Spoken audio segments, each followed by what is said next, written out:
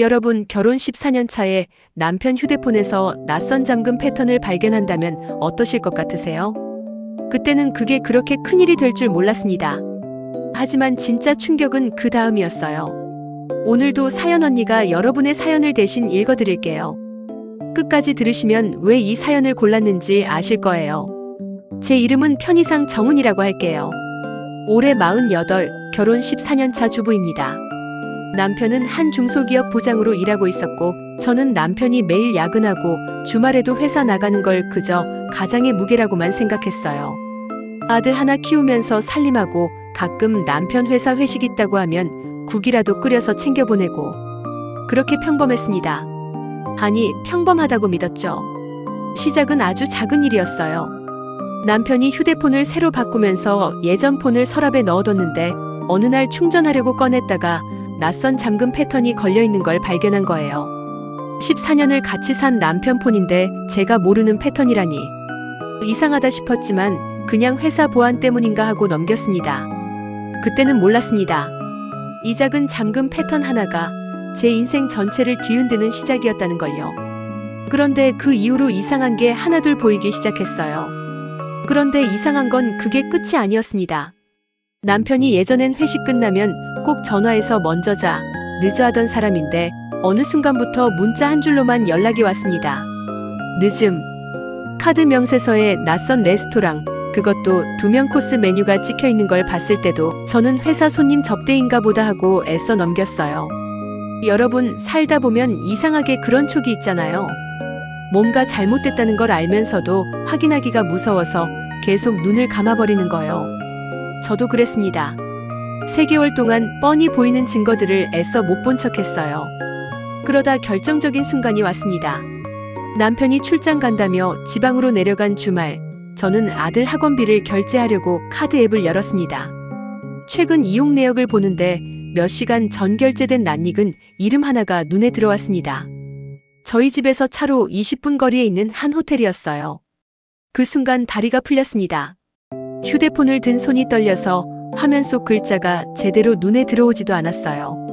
20분. 마음만 먹으면 지금 당장 차로 달려갈 수 있는 거리였습니다. 그런데 저는 그러지 않았어요. 대신 조용히 휴대폰을 내려놓고 숨을 골랐습니다. 여기서부터 저는 울지 않았습니다. 대신 노트북을 켰어요. 카드 명세서 3개월치를 전부 뽑아서 날짜별로 정리했습니다. 남편이 야근이라고 한 날과 카드 결제 위치를 하나씩 대조해봤죠. 그리고 알게 됐습니다. 사진을 확대해보니 낯익은 가방 하나가 눈에 들어왔어요. 작년 회사 야유회 사진에서 본 적 있는 눈에 띄는 디자인의 가방이었습니다. 그제야 퍼즐이 맞춰졌습니다. 상대는 남편 회사 후배였어요. 저와도 몇 번 통화한 적 있는 형수님 하면서 살갑게 굴던 그 후배였습니다. 저는 곧바로 흥신소를 알아보는 대신 직접 움직이기로 했습니다. 남편이 출장이라고 한 다음 주 저는 아들을 친정에 맡기고 그 호텔 주차장에서 기다렸어요. 밤 9시 남편 차가 들어오는 걸 봤습니다.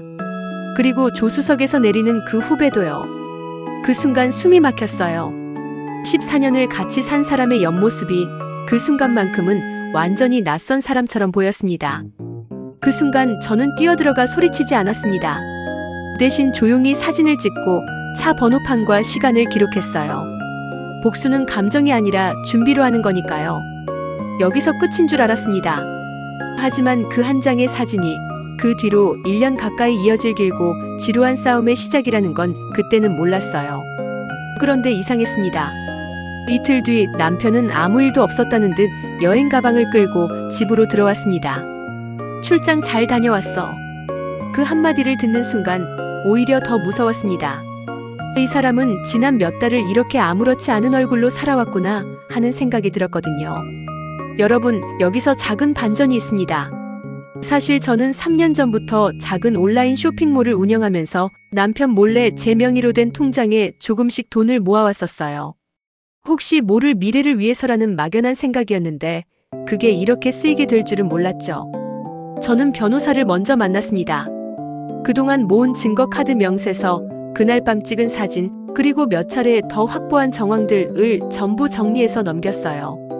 그리고 이혼 소송과 함께 상간 소송도 함께 준비했습니다. 생각보다 과정은 길었습니다. 남편은 처음엔 잡아댔고 그 다음엔 한 번의 실수였다며 합의를 요구했어요. 저는 흔들리지 않고 변호사를 통해서만 대화했습니다. 그렇게 거의 1년 가까이 재판이 이어졌습니다. 그 사이 몇 번이나 포기하고 싶은 순간도 있었어요. 서류 준비하다 새벽에 혼자 울기도 했고요. 결국 재판부는 제 손을 들어줬습니다. 재산분할에서는 결혼 생활 14년의 기여도가 인정돼서 살던 집을 제가 가져오게 됐고 남편에게는 위자료 지급 판결이 내려졌어요. 상간 소송 상대방도 일부 배상 책임을 지게 됐고요. 원하던 만큼 크지는 않았습니다. 소송 비용이랑 그동안의 시간을 생각하면 솔직히 남는 게 얼마 없다는 생각도 들었어요. 하지만 적어도 제 이름으로 된 집 한 채와 제 힘으로 지켜낸 시간이 남았습니다. 아직도 가끔 그날 호텔 결제 내역을 처음 봤던 순간을 떠올립니다. 다리가 풀리던 그 느낌도 생생하고요. 하지만 후회는 없습니다. 그날 그 낯선 잠금 패턴을 그냥 넘기지 않은 것이 어쩌면 제 두 번째 인생의 시작이었으니까요. 여러분, 결혼 생활에서 가장 무서운 건 배신 그 자체가 아니라 배신을 알고도 준비 없이 무너지는 거예요. 혹시 지금 비슷한 상황에 계신 분이 있다면 먼저 기록하고 준비하고 움직이세요. 오늘 사연도 끝까지 들어주셔서 감사합니다. 여러분이라면 그날 바로 호텔로 달려갔을까요? 아니면 저처럼 증거부터 모으셨을까요? 여러분의 생각을 댓글로 들려주세요. 다음 사연도 사연 언니와 함께해요.